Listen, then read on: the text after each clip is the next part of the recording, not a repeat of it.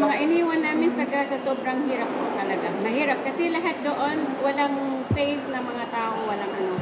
Walang pagkain, walang tubig, walang lahat. Tapos, hindi kami makalabas. Sarado lahat. So nahihirapan po kami hanggang sa nanginginig na lang pag kung sumabog sila, talagang sabog. Talagang na yung Gaza, talagang wala na. Pinulbos na lahat. Papunta na naman sila dito. Hindi namin alam kung anong mangyayari sa sunod na araw. So maraming salamat po sa inyo lahat sa tulong. Lahat-lahat. At saka si Ma'am Army sa Polo. At saka sa mga OWA. Lahat po sa hindi ko na alam sa DSWD. Dahil hindi ko na alam dahil ako hanggang ngayon nanginginig pa ako.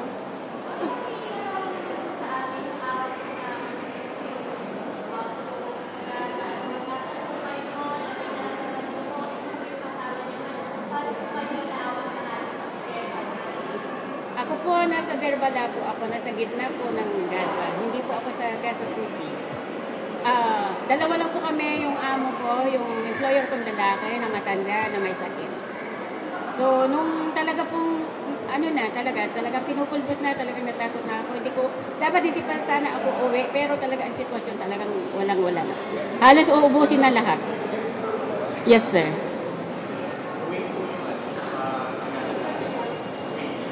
Alin daw, sir?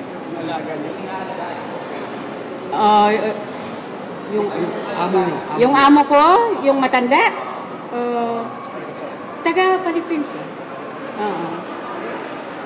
85, ma'am. 85 po. Sa Gaza po, 23 and 2 months. 1999 po ako dumating sa Gaza.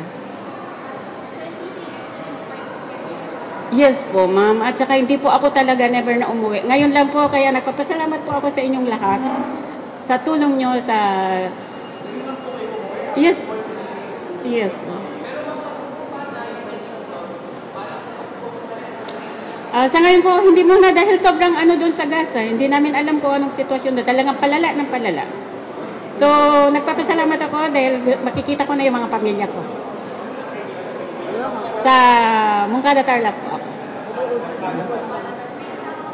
Opo, may asawa po ako at saka 2 anak po. Sa Kataluyan, nandyan yung isa, naghihintay sa akin yung pangalan.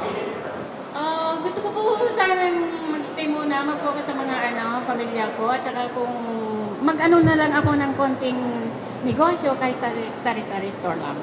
Para naman meron pagkakikitaan para sa mga pamilya ko dahil umalis kami doon talagang walang-wala. Mahirap po ang lumabas. Kung walang tulong mga OWA, sila sir, kay President Marcos, wala po kami dito. Hindi kami makakalabas.